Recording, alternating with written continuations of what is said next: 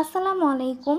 আজকে আমি বিরিয়ানি রান্না করব। তো বিরিয়ানি রান্না করার জন্য আমি এখানে কড়াইতে তেল দিয়ে দিয়েছি।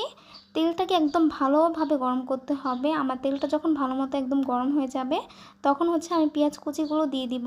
আর আমি পেঁয়াজগুলোকে আগে থেকে কুচি কুচি করে কেটে রেখেছিলাম। তো ওই পেঁয়াজগুলো দিয়ে দিয়েছি তেলের মধ্যে।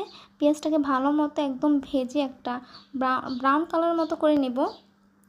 যখন আমার পেঁয়াজগুলো একদম ভাজা হয়ে যাবে, একটা ব্রাউন কালার চলে আসবে, তখন এর মধ্যে আমি কিছুটা পরিমাণের আদা বাটা দিয়ে দেব।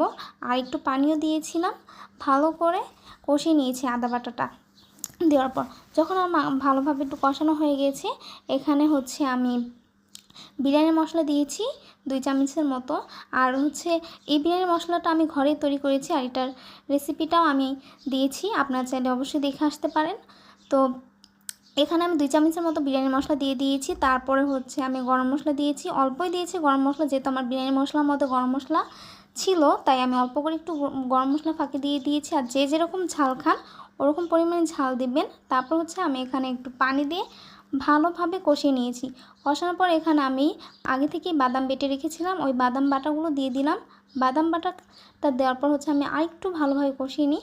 তারপর আমি মাংসগুলোকে দিয়ে দিই। আর যে যেরকমভাবে আপনারা চাইলে আরেকটু বড় করে মাংস কাটতে পারেন, পরে আমি একটু ছোট ছোট করে কেটেছি। তো আমি মাংসগুলোকে দিয়ে ভালোভাবে কষিয়ে নিয়েছি, একটু লবণ দিয়ে দিয়েছিলাম পরিমাণ মতো।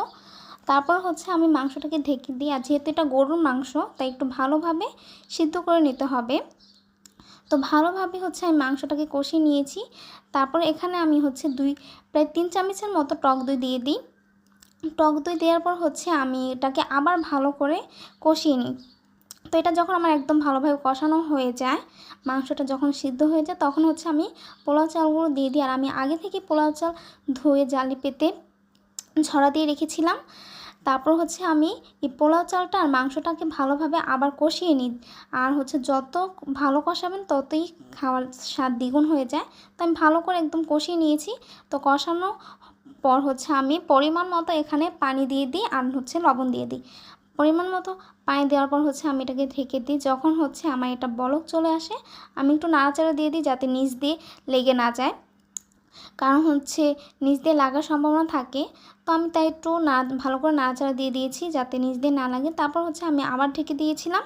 তারপর যখন আমার এই পানিটা একদম নিচের দিকে চলে গিয়েছে, তখন আমি এটা এখানে আবার একটু নাড়াচাড়া দিয়ে আলু বাখারা দিয়ে দিই, প্রায় 3-4টার মতো আলু বাখারা। তারপর আমি এটা প্রায় আধা ঘন্টার মতো ভাপে দিয়ে রাখি। তারপর আমার বিরিয়ানি রেডি হয়ে যায়। তো সবাই ভালো থাকবেন, সুস্থ থাকবেন।